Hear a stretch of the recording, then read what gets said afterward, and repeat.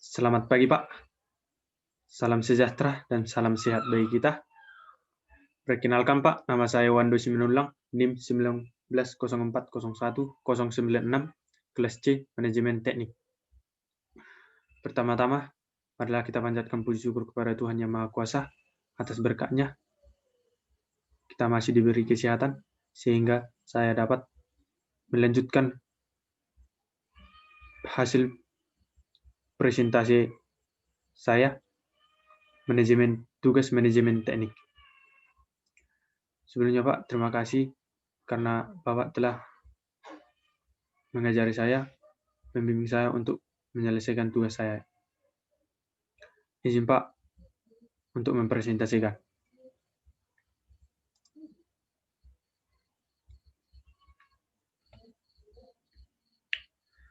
Unit 2, perencanaan. Definisi perencanaan adalah penyusunan strategi awal guna mencapai tujuan. Kita lihat di sini ada kata strategi awal. Kenapa dikatakan strategi awal? Karena perencanaan merupakan hal yang paling dasar dalam manajemen dan perusahaan. Apabila perencanaan ini tidak ada, maka manajemen ini tidak akan berjalan dengan baik.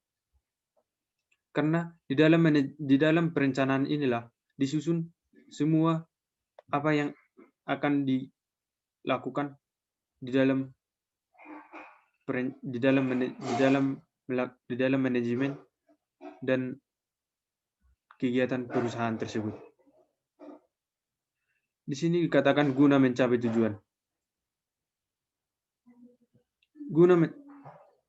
Perencanaan ini dibuat yaitu berorientasi kepada tujuan. Karena setiap kegiatan dilakukan akan menghasilkan atau harus ada tujuannya. Kemudian perencanaan disebut juga dengan dasar manajemen, yaitu segala sesuatu dari manajemen ini harus didasari oleh perencanaan. Kemudian sifat perencanaan. Sifat perencanaan ada 8, yaitu yang pertama berorientasi pada tujuan. Manajemen itu harus berorientasi kepada tujuan. Disebut di sini berorientasi, yaitu karena perencanaan itu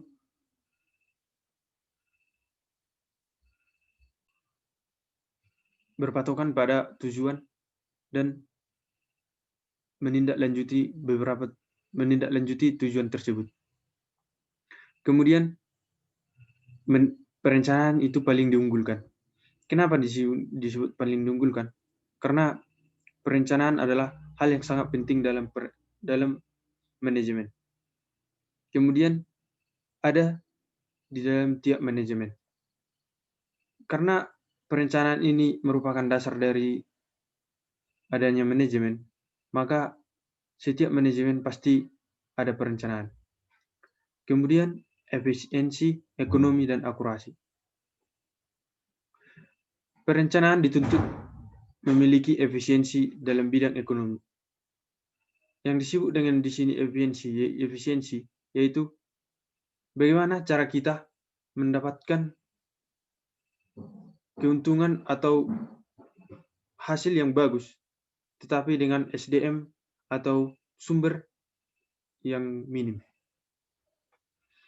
Dan kemudian akurasi atau akurat. Di sini kemudian nomor 5 yaitu koordinasi. Koordinasi, setiap perencanaan harus memiliki koordinasi. Disebut di sini koordinasi yaitu bagaimana hubungan antara anggota-anggota dalam manajemen tersebut. Kemudian faktor pembatas. Yang dimaksud di sini faktor pembatas yaitu uang, sumber daya, dan lain-lain. Kemudian fleksibel atau sesuai dengan lingkungan. Masuk dari fleksibel dan sesuai lingkungan, yaitu perencanaan harus disesuaikan dengan kondisi lingkungan. Bagaimana kondisi lingkungan di sekitar perusahaan, maka perencanaan harus disesuaikan. Kemudian di sini kualitas unik. Setiap perencanaan memiliki kualitas yang unik karena setiap manajemen memiliki perencanaan yang berbeda-beda sesuai dengan pemikiran dari orang-orang yang membuat atau yang merancang manajemen tersebut.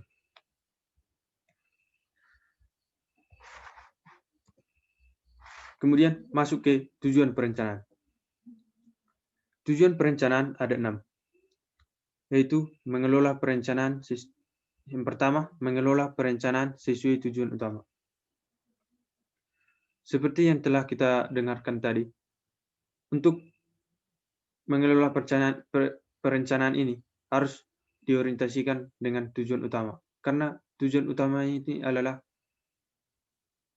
inilah hasil yang akan didapatkan. Kemudian mengimbangi ramalan. Yang kedua, mengimbangi ramalan. Ada kita lihat di sini kata ramalan. Berarti ramalan ini berarti yaitu bagaimana kita merancang atau merencanakan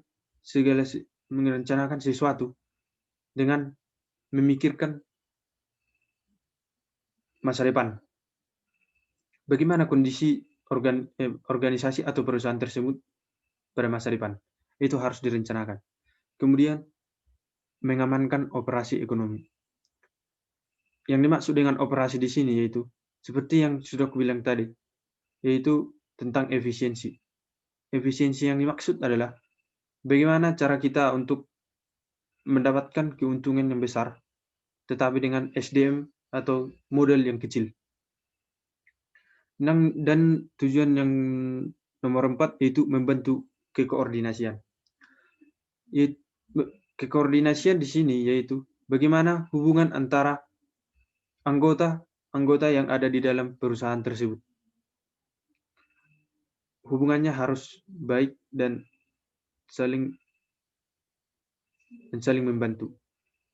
Kemudian nomor 5, mengendalikan kinerja dan organisasi.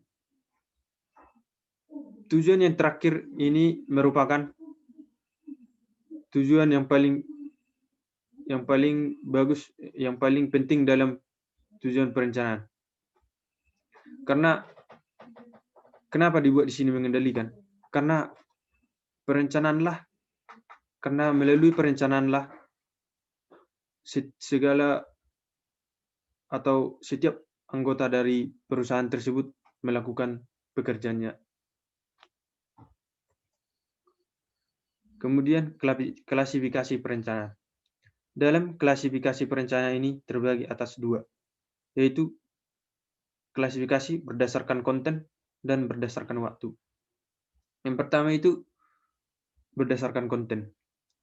Itu terbagi atas 2, perencanaan strategis dan perencanaan taktis. Perencanaan strategis ini itu mencakup seluruh bagian dari manajemen atau seluruh bagian dari perusahaan. Kemudian perencanaan taktis. Perencanaan taktis ini seperti perencanaan bagian dari divisi atau lebih sempit dari perencanaan strategis yang tadi. Kemudian berdasarkan waktu, yaitu terbagi atas 3. Yang pertama jangka panjang, jangka pendek, dan jangka menengah.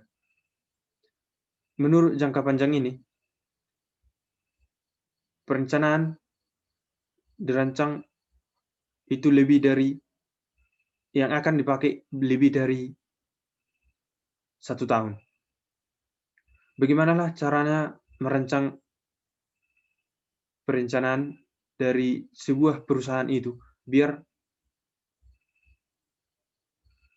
manajemennya dapat dilakukan dengan jangka yang lama. Merupakan jangka yang di antara 5 tahun dan 1 tahun, yaitu berada di antara 5 tahun dan 1 tahun. Dan tadi jangka panjang itu agak salah saya bilang, yaitu kalau jangka panjang itu di atas 5 tahun. Dan kemudian jangka pendek. Kalau jangka pendek ini yaitu perencanaan untuk jangka lebih kurang dari 1 tahun. Biasanya perencanaan jangka pendek ini dilakukan untuk perencanaan yang tiba-tiba atau perencanaan kegiatan yang dilakukan dengan jangka waktu pendek. Kemudian proses perencanaan. Proses perencanaan yang pertama yaitu persepsi peluang. Persepsi peluang merupakan pandangan bagaimana perkembangan dari perusahaan tersebut pada masa depan. Bagaimana peluangnya? Apakah bagus atau tidak? Maka harus direncanakan. Apabila tidak bagus, maka perusahaan tersebut harus menggunakan atau membuat perencanaan yang lain sehingga tujuan dari manajemen dapat tercapai. Kemudian yang kedua, menetapkan tujuan. Segala sesuatu kegiatan harus memiliki tujuan. Jadi proses perencanaan juga memiliki tujuan, yaitu titik pencapaian. Kemudian yang ketiga, mempertimbangkan tempat perencanaan. Mempertimbangkan tempat perencanaan di sini yaitu kesesuaian lingkungan.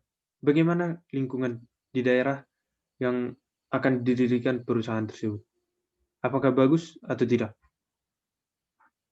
Sehingga harus direncanakan. Kemudian identifikasi alternatif.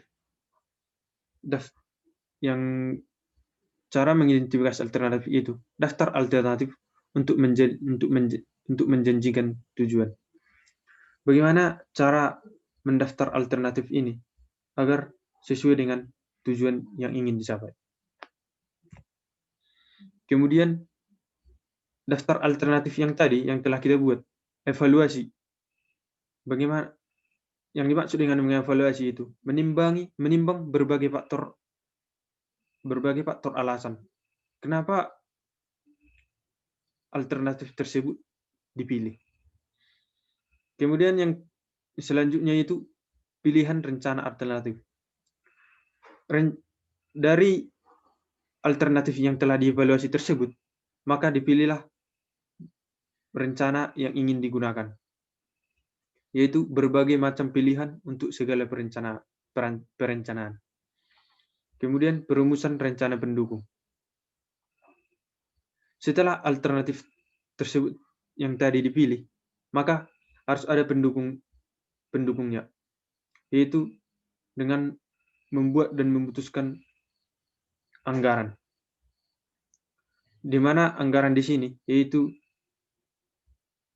berapa besar sumber dana atau model yang akan digunakan dalam perusahaan, dalam kinerja perusahaan.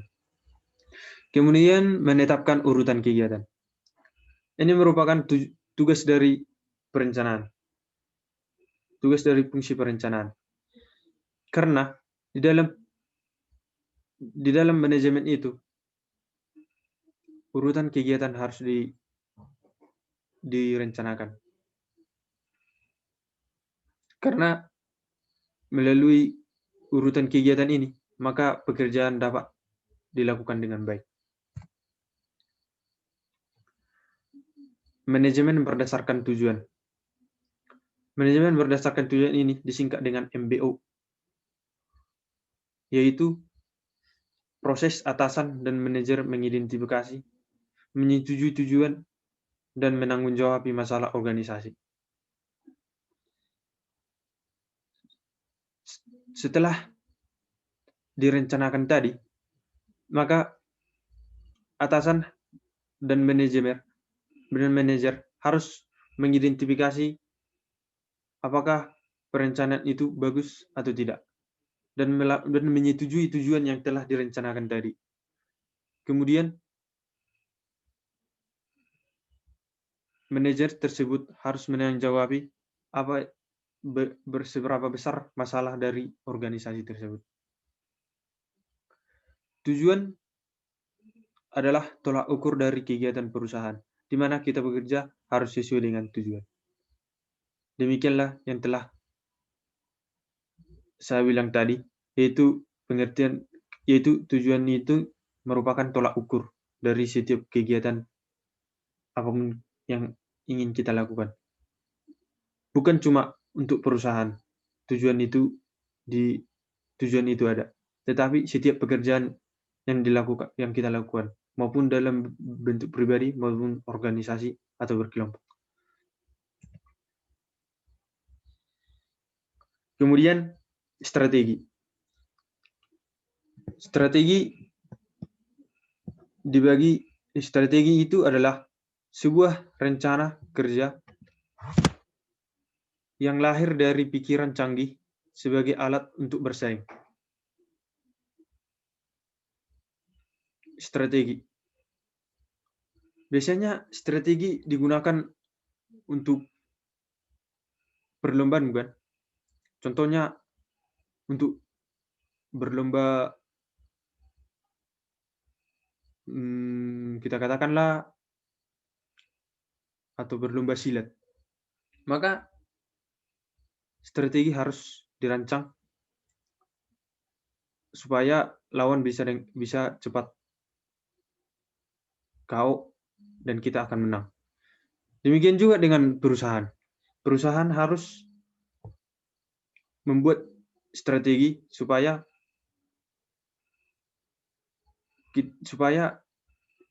kegiatan itu dapat berjalan dengan baik dan menghasilkan dan berhasil sesuai dengan tujuan yang telah direncanakan. Strategi ada 3 bagian.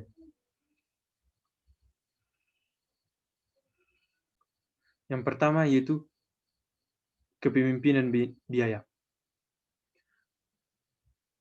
Kalau bidang ekonomi, kalau disinggung tentang biaya, pasti itu berhubungan dengan efisiensi yang tadi. Bagaimana cara kita membuat atau melaksanakan pekerjaan tetapi menggunakan biaya yang rendah atau modal yang sedikit, tapi menghasilkan kualitas yang bagus. Contohnya orang Cina. Mereka dapat membuat produk, yaitu dengan modal rendah, sehingga penjualannya juga rendah. Tetapi kualitasnya bisa digunakan. Kemudian, diferensiasi. Dalam strategi diferensiasi inilah merupakan strategi yang kita katakanlah tidak menimbulkan efek atau hal negatif. Karena strategi diferensiasi ini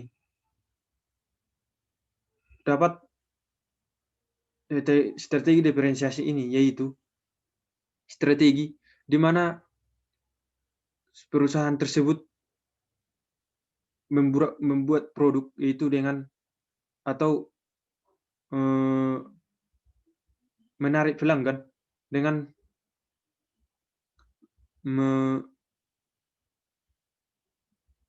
meningkatkan kualitas dari produk mereka. ini berarti kan itu sangat positif karena apabila kualitas barang telah bagus, maka pelanggan atau pembeli akan lebih senang dengan hal tersebut. Kemudian yang ketiga itu strategi fokus. Strategi fokus ini yaitu bagaimana sebuah perusahaan dapat membuat produk, tetapi produk tersebut unik. Dinamakan unik, contohnya mereka memproduksi hanya 10 barang, tetapi kualitasnya tidak bisa ditandingi. Tapi dari kualitas tersebut, harganya juga tidak bisa ditandingi juga. Kemudian kebijakan dan keputusan. Kebijakan adalah rangkaian pemahaman untuk membantu manajer mengambil keputusan. Rangkaian pemahaman untuk membantu manajer mengambil keputusan. Kebijakan ini juga sama halnya seperti manajemen tadi. Bagaimana seorang manajer dapat memandu anggotanya dan dapat mengambil keputusan dengan baik, cepat, dan sesuai tujuan. Kemudian keputusan, arti dari keputusan. Keputusan itu berasal dari kata Latin, yaitu decidere, yang artinya memotong. Keputusan dari arti memotong ini, berarti keputusan adalah pilihan yang pasti berupa pemotongan alternatif antara yang diinginkan dan tidak yang diinginkan. Maksud dari pemotongan alternatif ini yaitu bagaimana mengambil keputusan yang pasti, yang bagus, dan yang benar. Itulah dinamakan kebijakan. Kemudian model pengambilan keputusan yang rasional. Maksud rasional di sini yaitu sesuai dengan yang kita pikirkan atau hal yang pasti, rasional, pasti. Langkah-langkah dalam mengambil keputusan yang rasional yaitu yang pertama, tentukan masalah terlebih dahulu. Masalah. Yang kedua, identifikasi kriteria keputusan. Bagaimana kriteria keputusan yang akan kita lakukan? Apakah keputusannya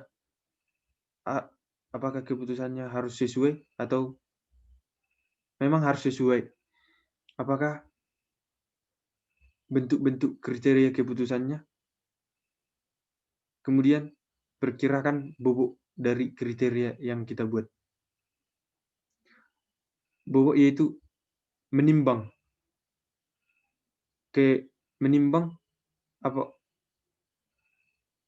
apakah kriteria yang kita lakukan bagus sehingga keputusan dapat diambil dengan cepat dan baik. Dan yang keempat yaitu hasilkan alternatif yang bagus. Masuk dari menghasilkan alternatif yang bagus ini, seperti yang tadi kita katakan, dari kriteria ini yang telah diperkirakan tadi, itulah yang menjadi alternatif. Bagaimana cara menghasilkan alternatif yang bagus supaya keputusan yang tadi dapat dilaksanakan. Kemudian yang kelima, berikan nilai pada alternatif. Berikan nilai setiap alternatif yang telah kita pilih tadi.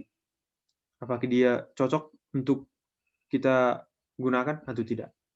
Kemudian yang keenam, yaitu hitung keputusan yang optimal. Optimal yaitu yang paling bagus atau yang paling jelas. Hitung keputusannya, apakah baik atau tidak.